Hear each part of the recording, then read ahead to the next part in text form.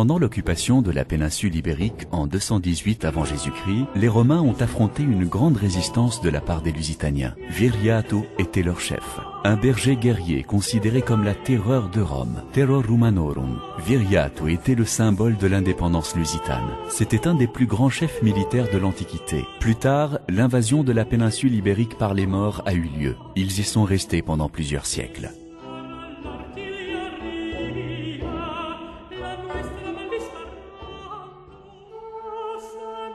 Don Afonso Henriques a été le plus grand mentor du processus de l'indépendance nationale en 1128. Il a commencé à gouverner la terre portugalense, a combattu les Maures pour défendre la chrétienté, ce qui a provoqué l'expansion de son territoire grâce à la conquête des villes comme Lisbonne et Santarém. Guerrier tenace et politique habile, le premier roi du Portugal a gouverné le territoire pendant 57 ans.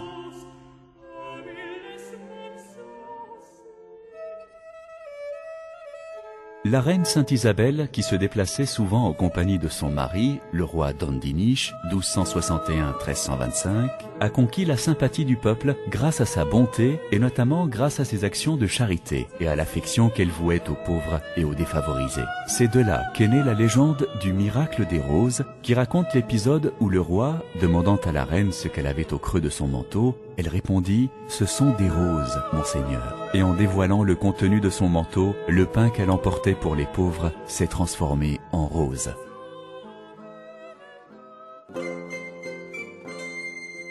En 1383, le roi de Castille a envahi le Portugal. Don João Ier, soutenu par le connétable Don Nuno Álvares Pereira, lutte contre les Castillans qui sont vaincus à Atoleiros. La bataille décisive a eu lieu à Aljubarrota, le 14 août 1385. L'indépendance du Portugal s'est une fois de plus consolidée sur les champs de bataille d'Aljubarrota.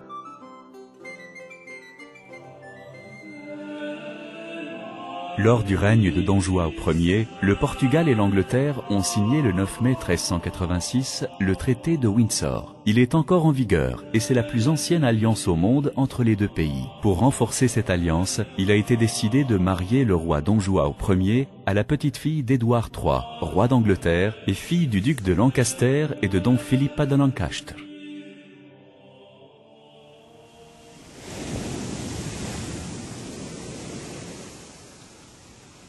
Il est considéré comme le pionnier des découvertes maritimes. Personnalité complexe, il a réuni autour de lui, à Sagres, des scientifiques de son époque, des astrologues, des cartographes, des cosmographes. Sa curiosité géographique, son esprit guerrier et de croisade contre les infidèles, et aussi une vision et une préoccupation commerciale ont contribué au début de l'expansion et plus tard au succès des découvertes.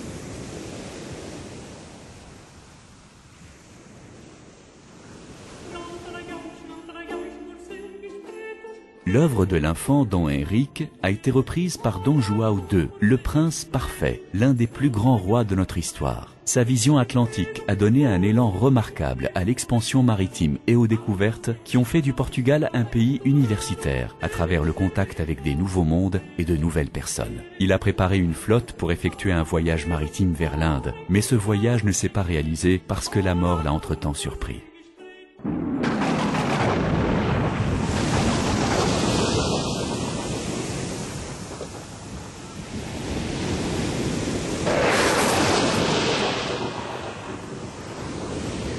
En août 1487, Don João II a constitué une petite armada de 3 caravelles commandée par Bartolomeu Dias pour continuer à explorer la côte africaine. Le 3 février 1488, il a doublé le cap des Sturmentos, ou de la Bonne Espérance, comme il a été appelé par Don João II, en raison de l'espoir qu'il avait d'ouvrir le chemin maritime vers les Indes. Le mythe d'Adamastor représente le triomphe des Portugais sur les forces brutes de la nature, ainsi que la récompense qu'ils ont obtenue pour être devenus les rois des océans.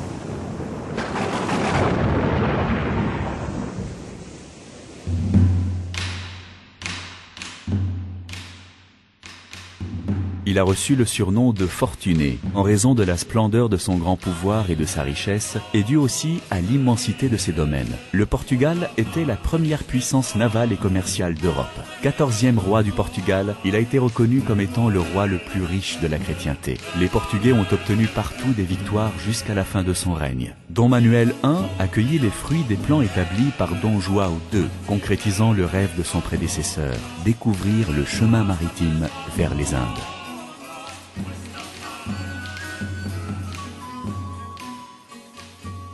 Le 8 juillet 1497, Vasco da Gama est parti de Lisbonne pour un voyage maritime très long et audacieux de 15 000 milles, qui a démontré que la navigation vers l'Orient était possible grâce à la découverte du chemin maritime vers les Indes. Le 20 mai 1498, ils sont arrivés à Calicut, alors capitale de l'Inde. Vasco da Gama a été reçu par l'empereur Uzamurin, à qui il a remis 2 lettres du roi Don Manuel I, une écrite en arabe et l'autre en portugais.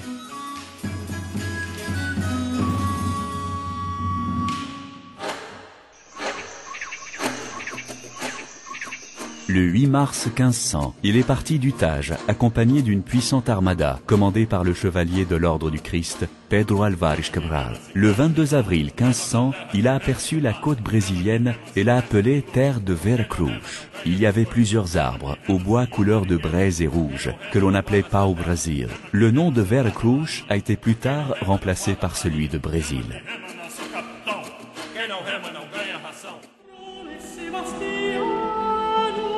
En 1568, à l'âge de 14 ans, Don Sebastião a assumé le gouvernement du royaume. Il a reçu le surnom de « le désiré » parce qu'il avait été désiré bien avant sa naissance. Le 4 août 1578 a eu lieu la bataille de Alcácer Quibir entre les Portugais et les Maures. Nos troupes ont été vaincues par les Maures qui disposaient de 70 000 hommes bien entraînés. Le Portugal a perdu la fine fleur de sa jeunesse et son propre roi.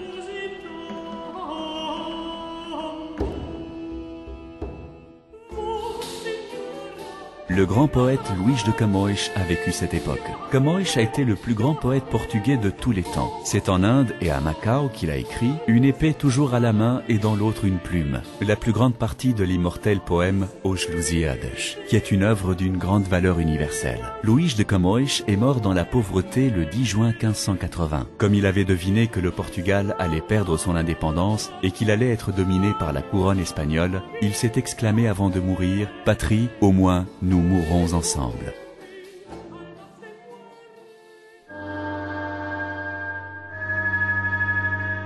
En 1580, le Portugal perd son indépendance et sera gouverné pendant 60 ans par 3 rois castillans, Philippe Ier, Philippe II et Philippe III.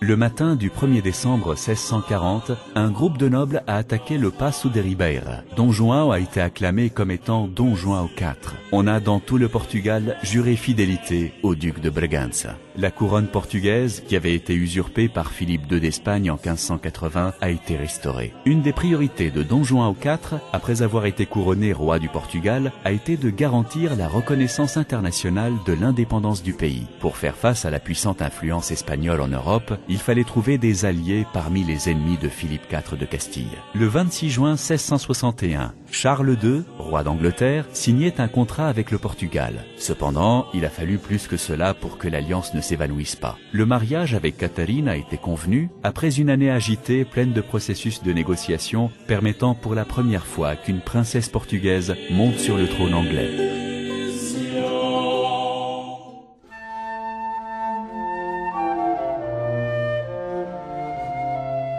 La fille du roi Don João IV, Catarina de Bragança, a épousé le roi Charles II d'Angleterre. Catarina a apporté plusieurs richesses qui faisaient partie de sa dot à l'Angleterre. L'une d'elles a été la ville de Bombay en Inde. Elle a aussi emporté dans ses bagages quelques feuilles d'apparence insignifiantes que les Anglais ont adorées, le thé. C'est en l'honneur de Catarina que l'un des quartiers de New York a été baptisé avec le nom de Queens, ce qui signifie le quartier de la reine.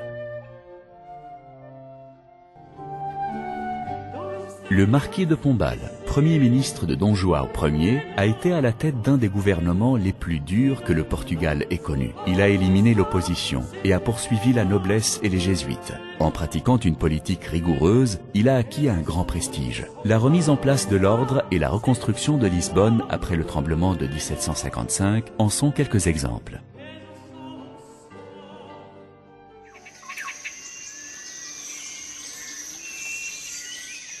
Serpa Pinto a fait sa première traversée de l'Angola jusqu'à l'océan Indien. En 1884, les officiers de la marine, Brito Capello et Roberto Ivans, sont partis de Mossamedes en Angola et sont allés jusqu'à Quelimane, au Mozambique, en explorant l'intérieur du territoire africain. Ces voyages d'exploration ont eu une grande importance parce qu'ils ont fait découvrir des endroits où l'homme n'avait jamais pénétré. Ils ont révélé les habitudes et les coutumes des tribus sauvages, ont étudié le cours de certaines rivières, ont connu de nouvelles plantes et des animaux et ont délimité les frontières de ces territoires.